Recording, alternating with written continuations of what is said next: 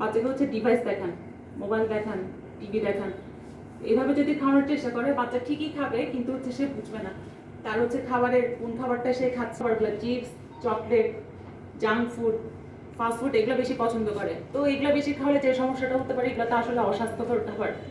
এই ধরনের অস্বাস্থ্যকর খাবার খেলে কিন্তু বাচ্চা মোটা হয়ে যেতে পারে, শরীরের ওজন হচ্ছে অনুপাতে বেড়ে যেতে পারে, কিন্তু ওজন বাড়বে ঠিকই, কিন্তু বাচ্চা মোটা হবে ঠিকই, কিন্তু মোটা বাচ্চা মানে কিন্তু স্বাস্থ্যকর বাচ্চা না। বিভিন্ন নার্সিং কাউন্সিলে নার্সিং কলেজ বা ইনস্টিটিউটের ছাত্রবৃন্দ, ছাত্রছাত্রীবৃন্দ সবাইকে শুভেচ্ছা জানিয়ে আমার বক্তব্য শুরু করছি।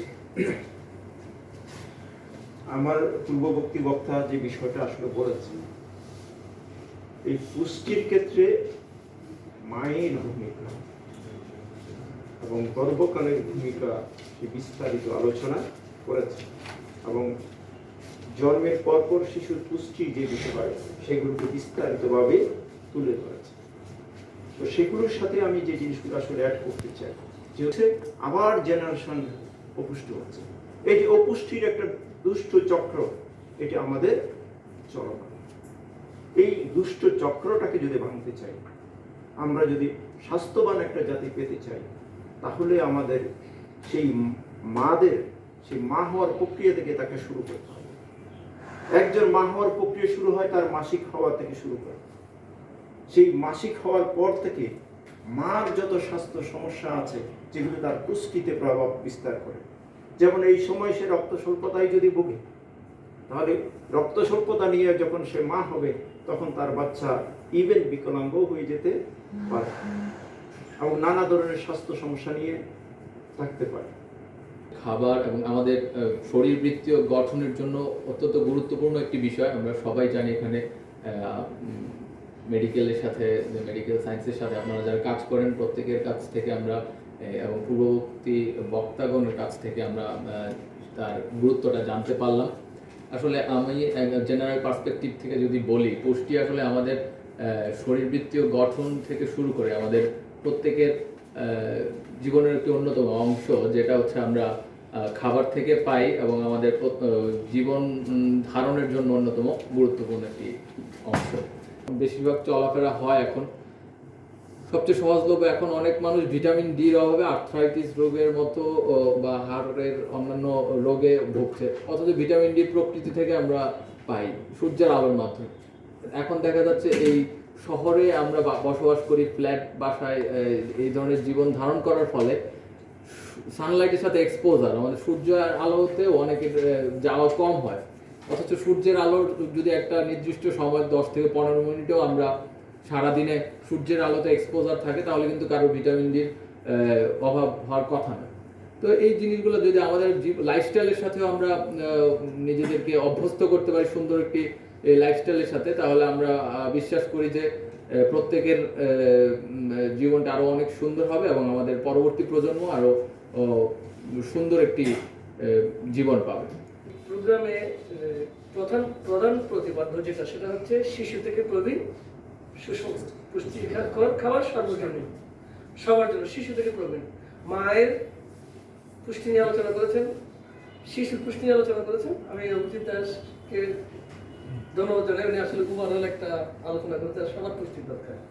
আসলে মানব জীবনটা হচ্ছে একটা সাইকেল, জন্ম থেকে মৃত্যু পর্যন্ত এই যে পুরো জীবনটা যাপন করবো, সেখানে সবখানে আমাদের পুষ্টির দরকার আছে। যেমন আমরা বলেছি, জন্মের পূর্বে মা যদি সুস্থ না থাকে, মায়ের সুস্থ না হলে সে আবার যখন বৃদ্ধ অবস্থা তো সে কি থাকবে, অসুস্থ। অর্থাৎ পুরো জীবনটাই অপুষ্টিতে ভুগতে দিয়েছি সাইকেল। তো এই সাইকেল থেকে যদি আমাদের বাঁচতে হয়, তাহলে কি করতে হবে? কিছুই না। অভিজিৎ যেটা বলেছেন যে আসলে দামি খাবার মানে কিন্তু পুষ্টিকর খাবার না। পুষ্টিকর খাবার হলো ব্যালেন্স ডায়েট, সুষম খাবার। খাবারের যে কয়টা উপাদান আছে, ওই উপাদানগুলো সবগুলো যদি উপস্থিত থাকে, সেই খাবারটা স্বাদে ভালো না হলেও কিন্তু পুষ্টিতে ভরপুর। এবং সেটা যদি আমরা ঠিক সময়ে খেতে পারি, তাহলে আমাদের শারীরিক বিভিন্ন ক্ষয়পূরণ, রোগ প্রতিরোধ ক্ষমতা, এই যে আমাদের যেটাকে আমরা বলি যে প্রাণ প্রাচুর্যতা, সেটা কিন্তু এই খাবার থেকে আসবে। এবং সেটার ক্ষেত্রে গিয়ে আমরা বর্তমানে কি করছি, আধুনিক জীবনযাপন করতে গিয়ে ওই যে দেশি ফুল খাবার বাদ দিয়ে বিদেশি ফুল খাচ্ছি, ঘরে রান্না করা খাবার বাদ দিয়ে ফাস্টফুড খাচ্ছি, রোদে হাঁটতে না গিয়ে ঘরের মধ্যে ট্রেডমিলে হাঁটছি। আমরা যদি একটু রোদে হাঁটতাম তাহলে ভিটামিন ডি আমরা পাইতাম, কিন্তু আমরা এখন ট্রেডমিলে হাঁটি ভিতরে। ইনডোর ব্যায়াম করি, জিমে যাই, আসলে সবগুলো মিলে হচ্ছে কি আমরা অপুষ্টির দিকে দাবিত হচ্ছি, আমাদের পুরো জীবনটা অপুষ্টিতে ভরে যাচ্ছে। সুতরাং আজকের এই দিনটাতে আমরা কেন এই সপ্তাহটা পালন করছি? সাধারণ মানুষগুলোকে সচেতন করার জন্য। আজকে আমরা বিভিন্ন সেক্টরে স্টেক হোল্ডার এখানে আছি, যে পুলিশ প্রশাসন আছে, ফ্যামিলি প্ল্যানিং আছে, ডাক্তাররা আছে, নার্সিং স্টুডেন্ট আছে, আমার স্বাস্থ্যকর্মীরা আছে, হ্যাঁ আমার এনজিও কর্মীরা আছে, সবাই মিলে আমাদের টার্গেট কি? একটা সুস্থ সবল সুন্দর জাতি গঠন করা। তো সুস্থ সবল সুন্দর জাতি আমাদের গঠন করতে হবে, কি করতে হবে? স্বাস্থ্যবান জাতি লাগবে। তো যার স্বাস্থ্যবান, আমরা বলি কি স্বাস্থ্যই সম্পদ। তো যার স্বাস্থ্যটাই ভালো না থাকবে সে দুনিয়া আমাদের প্রোডাক্টে কি দিবে, জাতিকে কি দিতে পারবে? সুতরাং এসেছে যদিও এটা রোহিঙ্গা ভিত্তিক স্টাডি, কিন্তু আমাদের জন্য এটা ঠিক। তো বাচ্চাদের ক্ষেত্রে আমরা দুটো পুষ্টি পাচ্ছি, দুটো, একটা স্টান্টিং, একটা হলো ওয়ার্কিং। একটা বাচ্চারা কি হয় কৃষকায় হয়ে যাচ্ছে, একটা হচ্ছে খরবাকায় হয়ে যাচ্ছে। আবার আমরা বাচ্চাদের দুটো অসুখের নাম জানি, একটা হলো মেরাসমাস, একটা হলো কুয়াশি ওষুধ। এগুলো কি জন্য হয়? আবার আরেকটা ব্যাপার আছে, খাবার বেশি খেলে, বেশি খাওয়াটা কিন্তু অপুষ্টি, আবার কম খাওয়াটাও অপুষ্টি। ব্যালেন্স রাখতে হবে। আর করি প্রসেসিং করি, প্রসেসিং এর কারণে আমাদের কি হয়? পুষ্টি নষ্ট হয়। খাবার চয়েস করি, খাবার চয়েসের মধ্যে আমাদের পুষ্টি খাবার থাকে না। যেমন আমরা বলি একটা বাচ্চাকে মাস বি প্রতিদিন একটা করে পুষ্টি ডিম খাওয়াবে। আবার যখন যারা প্রবীণ বৃদ্ধ, আজকে এই সপ্তাহের আমাদের যে স্লোগানগুলো আছে সেখানেও আছে যে যারা প্রবীণ তাদেরকেও কমপক্ষে একটা ডিম অথবা এক টুকরা মাছ অথবা এক টুকরা মাংস প্রতিদিন খাওয়াতে হবে। আমিষটা কেন খাওয়াবেন? বৃদ্ধদেরকে খাওয়াবো আমরা তাদের ক্ষয়পূরণের জন্য, আর বাচ্চাদেরকে কেন খাওয়াবো? তাদের বৃদ্ধি ঘটানোর জন্য। প্রতিদিন একটা দেশীয় ফল খাওয়ার বাচ্চাকে, তাহলে কি হবে? তাদের যে প্রাণীজ আমাদের যে ভিটামিন দরকার সেগুলো আমরা ওখান থেকে পাই। এই যে অভিজিৎ একটা সুন্দর কথা বলছেন যে বড় মাছের যে পুষ্টি, ছোট মাছ আমরা কি পাই? এই বড় মাছে আমাদের একটা সুন্দর একটা অ্যাডভার্টাইজমেন্ট ছিল, অন্ধত্ব থেকে রক্ষা পেতে হলে ভিটামিন এ কোথায় আছে? ছোট ছোট মোলা মাছ। যদিও ছোট মাছ এখন রেয়ার হয়ে যাচ্ছে, আমাদের জলাশয়গুলো বন্ধ হয়ে গেছে। আসলে পুষ্টিটাও কিন্তু পরিবেশের সাথেও কিন্তু জড়িত। বিশেষ করে ধন্যবাদ জানাই আমাদের পরিচালক পরিকল্পনা এবং মিস্টার অভিজিৎ এএসপি সার্কেল। উনিও এসেছেন, অনেক কষ্ট করে, আসলে ওনার অনেক বিজি মানুষ, তারপরে এসেছেন, সেজন্য আমি আবারও কৃতজ্ঞতা জানাচ্ছি।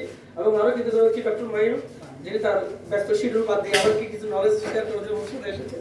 সবাইকে আবার ধন্যবাদ জানিয়ে আমার বুকে শেষ করছি। ধন্যবাদ।